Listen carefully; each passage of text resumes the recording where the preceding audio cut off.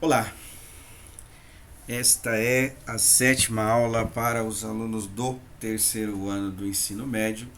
O tema será função quadrática e dentro da função quadrática nós vamos estudar dois temas. O tema chamado vértices da parábola, que tem a ver com o que é chamado, a gente falou bem superficialmente sobre esse tema, né?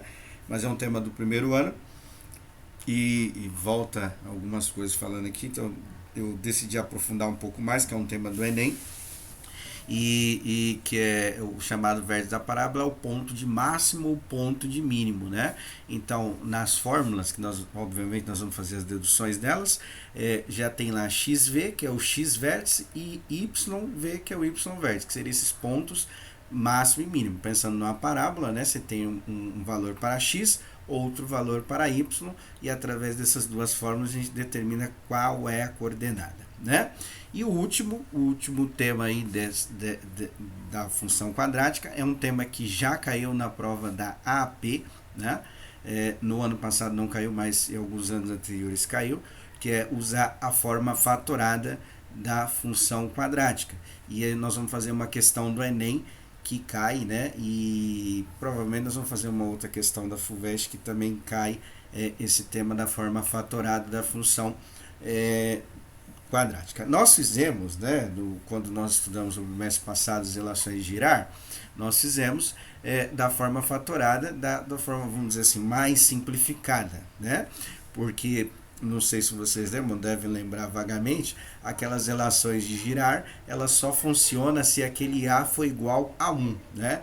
Então, quando a gente precisava aplicar as relações de Girard, a gente dividia tudo pelo coeficiente A, que seria o primeiro número que está multiplicando lá, e chegava numa forma fatorada. Essa forma aí, né, que a gente vai estudar, obviamente, só para a função quadrática, né, função do segundo grau, nós não vamos aprofundar nas outras porque não há necessidade de fazer isso. E aí a gente vai fazer uma outra questão do Enem que tem a ver com essa forma fatorada. Obviamente está a fórmula aí, nós vamos fazer a dedução dela, tentar chegar a desenvolver o conceito matemático para essas formas, tá? Então coloquei as duas aí, né? E aí depois agora a gente vai desenrolar os cálculos aqui.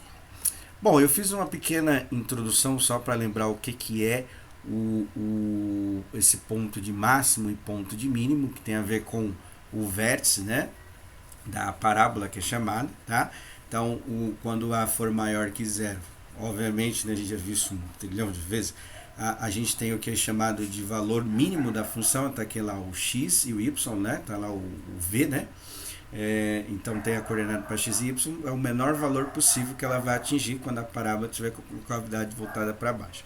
E quando para cima, né? E quando tiver com a cavidade voltada para baixo, né, que é o mais comum, né? Aí a gente tem o chamado de valor máximo ou ponto de máximo. Obviamente que esse ponto ele tem uma coordenada em x e uma coordenada em y, e quando se falar em vértice da parábola, a gente vai aplicar aquelas formas que está lá no começo, e agora eu vou fazer a dedução delas aqui, né?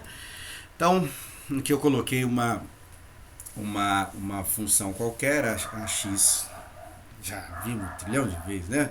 Ax ao quadrado mais bx mais c. E aí o que a gente percebe? Esse vértice da parábola, vou começar pelo x vértice, eu fiz o desenho aí mais ou menos, a gente vai perceber que ele é o ponto médio das duas raízes, não é? Então, se você perceber, aquele x vértice, ele está exatamente no meio coisa que a gente chama de eixo de simetria, né? Está exatamente no meio, né, da parábola aí, né? O que nós vamos fazer? Nós vamos pegar o cálculo, né, dessas funções, nós vamos fazer a média desses dois pontos aí, tá? Então, como que se faz a média de dois números? A gente soma e divide por 2. Lembrando que eu vou usar o método lá da fórmula de Bhaskara, né? A parte final é menos b mais ou menos delta, né? Raiz de delta sobre 2a. O que eu vou fazer? Como é a média, então eu vou separar esse mais e menos, vou separar em duas fórmulas para a gente poder calcular a média, né? Porque lembrando, pelo método da fórmula de Bhaskara, a gente coloca mais e menos, né, na parte da raiz de delta para calcular as duas soluções possíveis, porque a equação do segundo grau ou a função do segundo grau, ou função quadrática, né? A gente tem duas raízes possíveis. Então eu fiz isso aqui, tá vendo? Ó? Então eu coloquei uma, eu coloquei mais delta, na outra eu coloquei menos, separando as duas soluções, tá? O que nós vamos fazer? Nós vamos somar essas duas equações e no final dividir por 2, porque ali observando, né, o x vértice, ele está exatamente na metade, né? Na metade é a média de dois números. Aqui primeiro eu vou cancelar esse delta com delta, mais delta e menos delta, porque somando duas raízes vai dar igual a zero, né? Então vou cancelar esses dois aqui. O que vai sobrar na parte de cima? Vai sobrar menos b mais menos b, ou seja, menos b mais menos b dá 2, né? 2b, né? 2b menos 2b. Então na parte de cima vai ficar assim, ó, menos 2b sobre 2a, porque só lembrar, né? Eu creio que essa altura do campeonato não tem dúvida mais nisso, né? Mas quando eu somo frações, né? Eu só opero a parte de cima, a parte de baixo a gente deixa do jeito que tá, né? Então eu mantive o 2a e aí eu vou fazer o que? A única coisa que dá para cancelar que é a divisão de fração, né? Então a gente divide o primeiro com o primeiro, o segundo com o segundo. Então aqui eu vou cancelar só esse 2 com esse, né? É o que dá para fazer aqui, tá? Então vai ficar menos b sobre 2a. Então essa é a primeira fórmula, né? Por exemplo, se eu tiver algum exercício, pedir ponto de máximo, ponto de mínimo, alguma coisa assim, e eu precisar calcular qual é o valor que ele está em relação ao eixo de x, ou seja, o x vértice, né, o vértice da parábola e o ponto máximo mínimo. Então eu uso essa fórmula aí, que é o menos b sobre 2a, que vem lá da fórmula de Bhaskara, né? Então essa é um pouquinho mais fácil, tá? Agora o y vértice. O que acontece? Quando eu tenho um ponto, como que eu descubro a sua imagem, tratando do conceito da matemática, né? Basta eu pegar esse ponto, substituir para x, né? Por exemplo, se ele fosse 2x ao quadrado mais 6x, né? Como que eu sei o ponto correspondente? Pego algum ponto, substituo no x, resolvo, eu acho o semelhante, não é? Não acho a imagem. Então é mais ou menos isso que a gente vai fazer.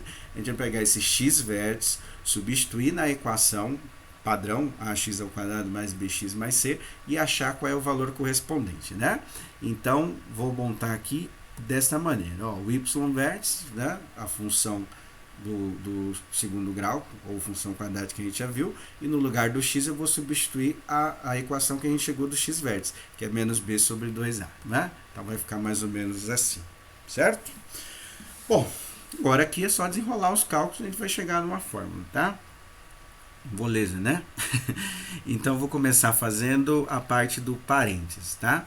Vou pegar o menos b ao quadrado e o 2a ao quadrado. Então o menos b ao quadrado, que é menos b que multiplica menos b, vai dar b ao quadrado positivo, certo? E 2a ao quadrado, 2 vezes 2 dá 4, vai ficar 4a ao quadrado. No segundo parênteses, que para quem não percebeu aí, eu peguei a fórmula do x vértice e coloquei no lugar do x, né? Eu vou fazer o que? B positivo que multiplica b negativo. B vezes b, propriedade de potência de mesma base, vai ficar b ao quadrado. Como eu tenho um mais e outro menos, né? Então aí vai ficar menos b ao quadrado sobre 2a, né? Então na parte de baixo vai ficar desse jeito aqui, certo? Então, aplicando aí. O que eu vou fazer? Como tem a que multiplica o b ao quadrado sobre 4a, eu vou cancelar um a só, né? Porque é aplicando a propriedade de potência, como se eu estivesse dividindo, né? Potências com a mesma base. Então, esse a aqui eu vou cancelar com um quadrado só, porque a ao quadrado é a mesma coisa que fosse a vezes a, né? Então, eu vou cancelar um a só. Então, na parte de baixo, esse menos eu já vou jogar para frente também, para ficar mais fácil, né? Esse menos que está no lugar tá multiplicando menos b, né? Como se essa fração fosse negativa, né? Como se eu estivesse subtraindo.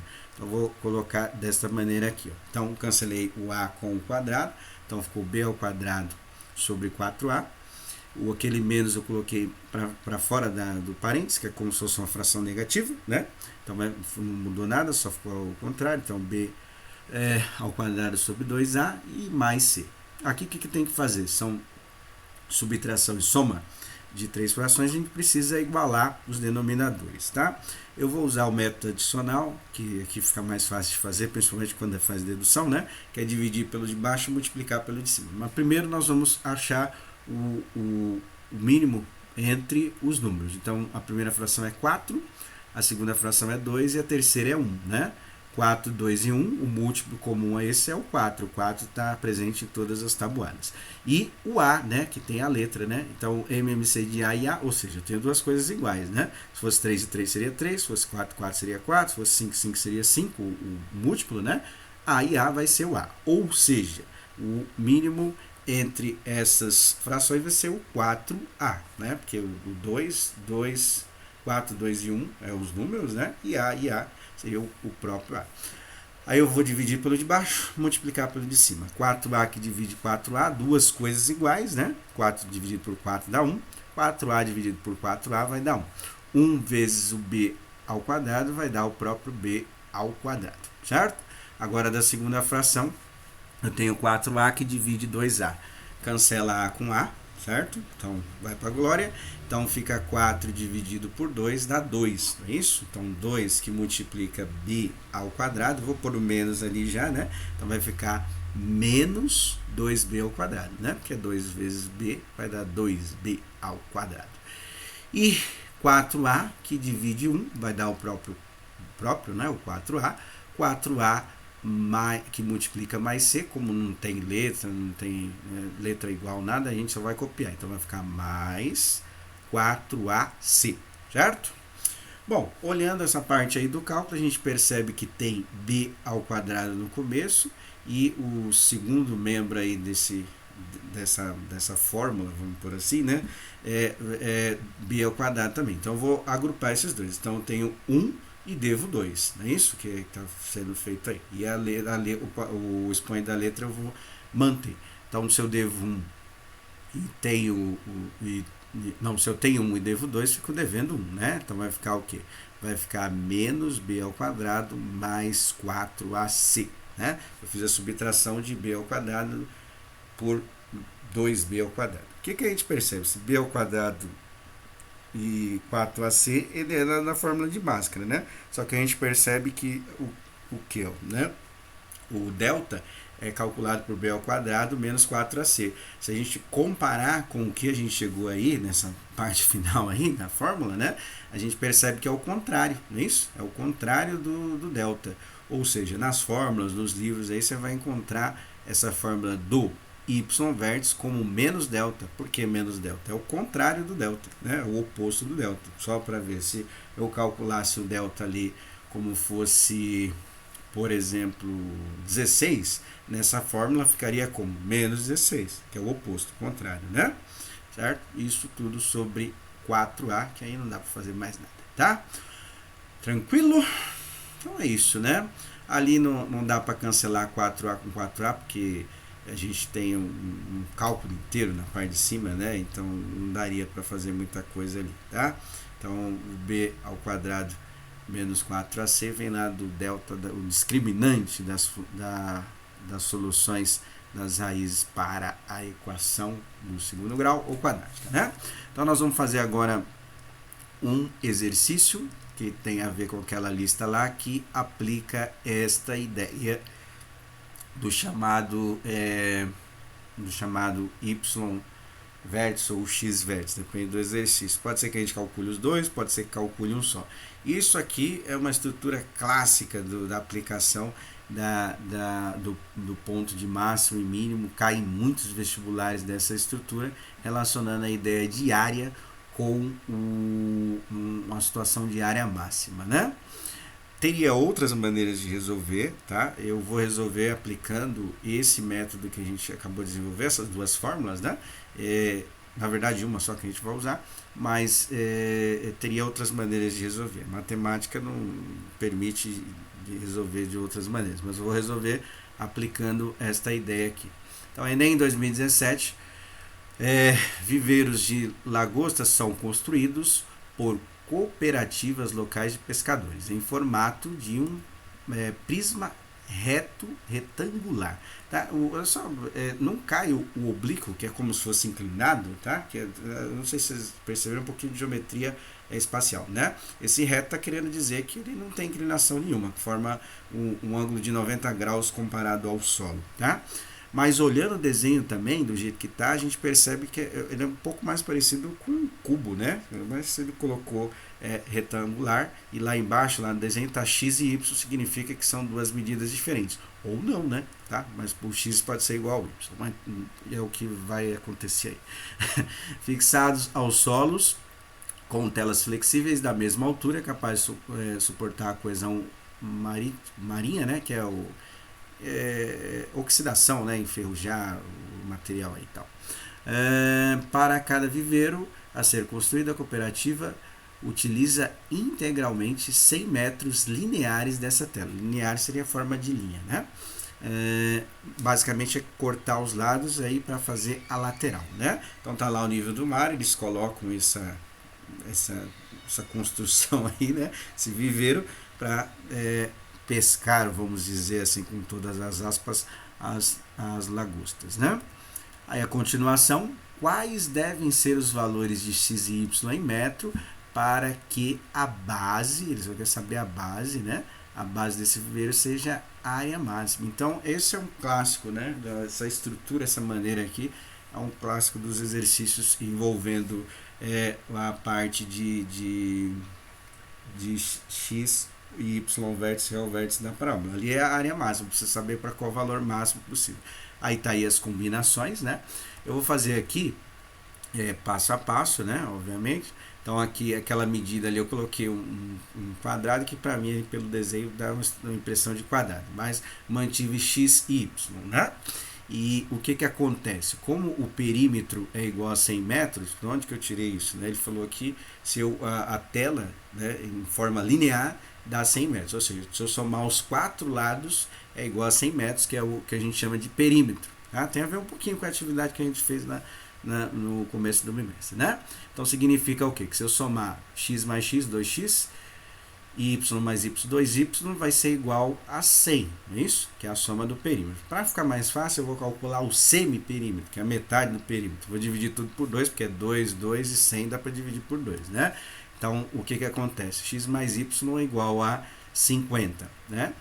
Daria para fazer testando as alternativas, se fosse o caso, só pensando para o Enem, né? Você acharia qual as alternativas que a soma combinadas dá igual a 50 e teria que multiplicar, a multiplicação daria um número maior, né? O que dá um número maior é a alternativa correta. Mas como eu vou aplicar a ideia do x e y vértice, que é o vértice da parábola, eu vou continuar fazendo de outra maneira, né? Então, como ele quer saber a área, eu coloquei aqui, ó, AX, tá? Que a área depende do valor de x, vai ser igual a x vezes y, porque a área que de um retângulo, né? Que ele falou que é retangular lá, né? Um retângulo eu calculo multiplicando as medidas. O que eu vou fazer? Na parte de cima, o perímetro deu 50, então eu vou isolar o y aqui em cima, né? Então, eu vou o x, olha lá, estava somando, passa subtraindo, então o valor do y é igual a 50 menos x. E aí eu vou substituir na parte de baixo, que aí sobra uma equação só, a gente consegue fazer, né? Então o y é igual a 50 menos x, eu substituir aqui, certo? Aplicando a propriedade distributiva, eu vou começar com o x primeiro, já para ficar na ordem da equação do segundo grau, equação quadrática. Então o x que multiplica menos x dá menos x ao quadrado, né? E x que multiplica 50 vai dar mais 50. Ou seja, a equação que descreve aquela área seria essa daí, né? Menos x ao quadrado mais 50x, né? Encontrando o valor de x, a gente encontra a alternativa que dá a maior área, né? Então, só para representar graficamente o que está sendo feito ali, seria um gráfico mais ou menos dessa maneira, porque a parábola ficou para baixo, é menos x ao quadrado, o a é negativo, então ela fica com a concavidade voltada para baixo, e aí eu preciso encontrar para qual valor de x o y vai ter o maior valor possível, ou se quiser colocar ax, né, pode pôr, não tem problema nenhum, tá? Como que eu vou fazer isso? Para encontrar o valor do x, que dá a maior área possível, eu tenho que usar a fórmula do x vértice, né? Então aí você vai substituir, identificar os coeficientes. Aí nessa fórmula só precisa do a e do b, né? E aí também só tem o a e o b, né? O c é igual a zero. Então aí você vai substituir lá e achar para qual valor é o maior possível, no caso lá, e ver lá as alternativas que tem a resposta para esse número aí, tá? Bom, agora a continuação aqui, a forma fatorada da função quadrática. O que tem a ver essa forma fatorada, né? Ela basicamente falando, ela é assim, né? Eu tenho as duas raízes, que no caso do gráfico eu chamei de x1 e x2, tá? X' e duas linhas, tanto faz. Então, assim, eu tenho essas raízes, eu escrevo a função do segundo grau referente a esse gráfico ou a essa situação problema, né? Então, basicamente é o que? A gente geralmente tem a função do segundo grau, acha as raízes, né? E nesse caso é o contrário. Através das raízes eu consigo escrever qual é a função quadrática que tem a ver com aquelas raízes. Tá? Então eu vou fazer a dedução da fórmula, né? Para a gente poder fazer o último exercício daquela folha de função, um exercício do Enem também. Tá? Bom, então chamei de x1 e x2, né? A forma fatorada que já vimos um monte de vezes é essa, né? E aí a gente vai fazer o que? A gente vai escrever uma função que através dessas raízes x1 e x2 eu consiga escrever a função do segundo grau referente a elas, né? Primeira coisa que eu vou fazer ali é colocar o coeficiente A em evidência. Então eu vou colocar em evidência, em matemática, quem não lembra, eu coloco ele em destaque, conforme eu aplico a propriedade distributiva, eu volto nesse primeiro termo aí, tá? Então eu tirei aquele A lá, ó, A, se eu aplicar a propriedade de potência, né? A que multiplica x ao quadrado, dá x ao quadrado. A que multiplica mais bx, né? Então, se eu multiplicar, cancelo A com A, sobra só o bx, e A sobre C sobre A. O que a gente fez ali? Se eu multiplicar A sobre C sobre A, cancela A com A, sobra só o C, né? Então, eu coloquei ele em evidência. Por que fizemos isso?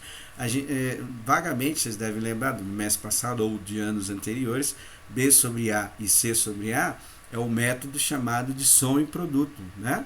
Que a gente usa para calcular as raízes quando não quiser usar a fórmula de Bhaskara. Então, ó, a multiplicação da soma das duas raízes é dada por essa fórmula, B menos B sobre A, e a multiplicação das raízes C sobre A, que é justamente o que tem aqui, com exceção na parte da soma, que na fórmula da soma é menos B, né, sobre A, e aqui eu tenho B sobre A. Mas isso a gente resolve com o quê? Ali na frente a gente coloca o sinal de menos, né? Então eu vou substituir, no lugar de B sobre A, vou colocar x1 e x2, e no lugar de C sobre A, vou colocar x1 que multiplica x2, certo? Para fazer a dedução da fórmula, tá? Então ali o que eu fiz? Eu coloquei meu colorido só para vocês perceberem, né? No lugar de B sobre A, eu coloquei x1 mais x2, que é a soma das raízes, e mantive o menos, porque tem que dar negativo, tem que dar o contrário, né? Então o menos eu pus fora, tá? E o x, como estava do lado lá do B sobre A, eu mantive lá. E a multiplicação das duas C sobre A, como deu igual, então não precisei colocar menos nem nada, é o valor que dá lá, tá? Então x1 que multiplica x2, certo? O que eu vou fazer aqui? Vou aplicar a propriedade distributiva nessa parte aqui. Então, x1 que multiplica o x vai dar x1 que multiplica o x, né? Não tem como fazer muita coisa. E o x2 que multiplica o x1.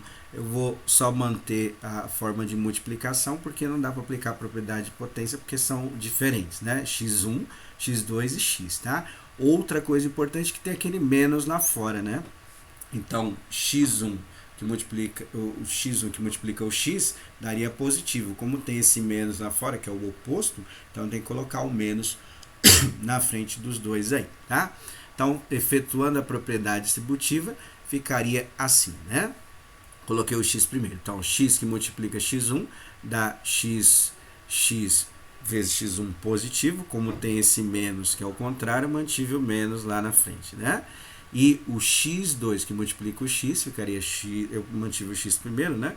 X que multiplica o x2, como daria positivo, porque os dois são positivos, e tem aquele menos ali na frente, eu coloquei o oposto ali, certo? Porque a propriedade distributiva não dá para aplicar a propriedade da potência, porque as bases são iguais. Perdão, diferentes. Agora aqui, o que nós vamos fazer? Nós vamos usar novamente essa parte de colocar em evidência na matemática para a gente deduzir a fórmula. Então aqui nessa primeira parte, a gente vai identificar o que tem em comum nesses dois primeiros termos, e na segunda parte o que tem em comum também. Na primeira parte, coloquei até meio que destacado aí, a gente tem o x, né? X ao quadrado é x vezes x, não é? Certo? Então eu tenho o x no primeiro membro e tem também o x no segundo membro. Na segunda parte, o que eu tenho em comum? Eu tenho x2, tá vendo? Eu tenho x que multiplica x2 mais x1 que multiplica x2. Então a gente vai perceber que o x2 ele aparece nos dois termos, no terceiro e no quarto membro dessa equação aí, né? Então a gente pode colocar em evidência. A primeira parte, eu vou tirar o x ali, tá? Então, se a gente fosse aplicar a propriedade distributiva, só para a gente poder ver, x que multiplica o x vai dar x ao quadrado, eu tenho o primeiro membro lá. E x que multiplica o x1 vai dar menos x que multiplica x1. Ou seja, aplicando a propriedade distributiva, eu volto na parte de cima, certo? Na segunda parte, eu coloquei o x2 em evidência. E nesse caso aí, a gente tem que tomar cuidado com o sinal, tá vendo? Então, tinha um menos ali, né? Então, a gente vai colocar o x2 que multiplica o x1, tá o terceiro membro lá, né? Tá x que multiplica o x2 negativo, que aí tem esse menos aí na frente aí, tá vendo? E no outro caso, eu coloquei mais por quê? Porque aí, no caso lá do quarto termo aí dessa equação, ficou os dois positivos, né? Então, eu tenho menos x2 que multiplica menos x1, aplicando a propriedade de sinais aí, né? Sinais iguais. Então, eu vou ter x1 que multiplica o x2 positivo, né? Por isso que eu mantive lá, eu tive que colocar negativo, senão não ia voltar lá no positivo. Coloquei bem em destaque aí, né, o que está dentro dos parênteses do final aí, né, a gente vai perceber que esse lilás aí, né, coloquei já em destaque para a gente observar, ele é igual, né, então eu tenho x que menos x1 na primeira parte do termo aí da equação, agora são dois só, né? E no segundo termo eu também tenho esse x menos x1, ou seja, eu posso colocar em evidência novamente, né? Colocar ele em destaque, conforme aplica a propriedade distributiva, volta nessa parte de cima. Então, colocando ele em destaque, os dois em destaques, o que sobra aí de vermelho? Sobra o x menos o x2, né? Ou seja, colocando em destaque, a gente vai ficar aqui x que multiplica o x1, certo? Vezes o x que multiplica o x2. Porque quando eu coloquei em evidência, se eu multiplicar o primeiro termo por esse x1 aí, volta no de cima. E se eu multiplicar o primeiro termo pelo segundo, volta no lá de cima, né? Então, eu coloquei em evidência, tirando, né, o x menos x1 do primeiro termo, sobra só o x, que é o primeiro camarada lá, né? E tirando o x menos o x1 do segundo termo, sobra só o menos x2, certo? Então, a forma fatorada real, assim, vamos dizer assim, da função quadrática é essa. Obviamente, né, que isso foi só uma construção para mostrar como que chega na fórmula, né? E, obviamente, nós vamos usar só o produto final desta bagaça aí, né? Um pouquinho difícil essa, mas não muito. E aí, a gente vai fazer uma questão do Enem, que tem a ver com esse tema da forma fatorada da função quadrática. E na P, né, do terceiro bimestre, já caiu algumas questões que precisa usar essa formulazinha aí, né? Não sei se vai cair novamente, né? Que agora é fórmula nova, mas se não cair, pelo menos você vai usar para o Enem, né? Então vamos ver aqui, ó, no mesmo ano, o último exercício aí dessa folha de funções, tá? Tem a ver com esse último tema aí, né? A Igreja de São Francisco de Assis, obra arquitetônica do modernista Oscar Niemeyer, né? Só um parênteses aí rapidinho, né? Que foi o que projetou Brasília. junto com o Lúcio Costa, né? E em 5 anos, né, o governo JK construiu uma cidade, né? Onde era só mato, eles fizeram o projeto arquitetônico de Brasília, né? Uma cidade modelo, né? Chamam de Planalto Central, que não tem, né? Não tem morro nem nada, é tudo plano, né? E olha só para vocês verem, né? Só parênteses bem rapidinho, né? O JK construiu em 5 anos uma cidade. Tem gente que comemora algumas coisinhas aí, né? E na presidência acha que está fazendo muito, né? Mas vamos lá, continuando aqui nossa aulinha de matemática. Então ele está falando lá localizada na Lagoa da Pampulha, em Belo Horizonte, que é um dos pontos centrais lá de Belo Horizonte, Minas Gerais. Aí ele fala que possui abóbadas parabólicas. Então, parabólicas lembra o que? Lembra uma função, né, do segundo grau, cujo gráfico é uma parábola, né? Então, abóbadas é como se fosse a entrada, assim que vai ter o desenho, que eu acho que vai ficar mais fácil da gente entender, tá? A seta na figura 1 ilustra uma das abóbadas da entrada principal da capela, e a figura 2 a vista frontal dessa parábola, dessa abóbora, né, que vai descrever uma parábola, com medidas hipotéticas para facilitar os cálculos. Então, o desenho, o projeto arquitetônico da igreja é esta, né, da figura 1, e da figura 2 tem algumas medidas, né, que ele colocou aí, representando aí as medidas da entrada, que é essa figura 2 que nós vamos usar, tá? Aí ele quer saber qual é a altura H em metros, indicada na figura 2, tá lá as medidas lá, tá?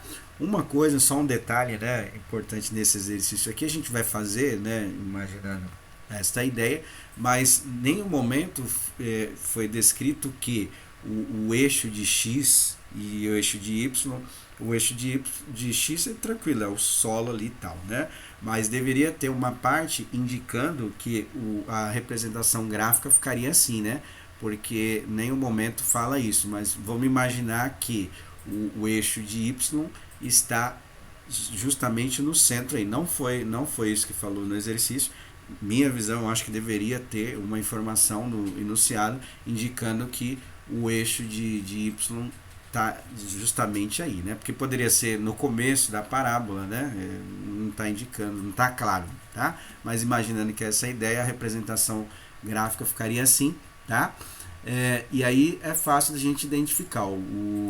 Nós temos que identificar as raízes, né?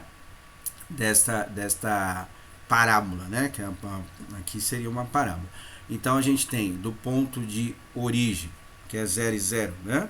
Então a gente tem 5 metros para frente e 5 metros para trás, ou seja, o x1, a primeira raiz, estaria no 5 positivo, né? Pelo desenho aí, né? E o outro estaria no 5 negativo, né? Tá do lado oposto, tá? E aí o que acontece aí? Tem um ponto que ele deu, que geralmente a estrutura de usar a função, a forma fatorada da função é essa, né? Você tem que ler as raízes, porque é uma da escrita, né? Eu tenho que saber as raízes para escrever a função, e precisa um ponto desse gráfico. O ponto que ele deu foi esse daqui, ó, tá? Que é, se a gente observar lá pelas medidas que representa creio a porta de entrada, né?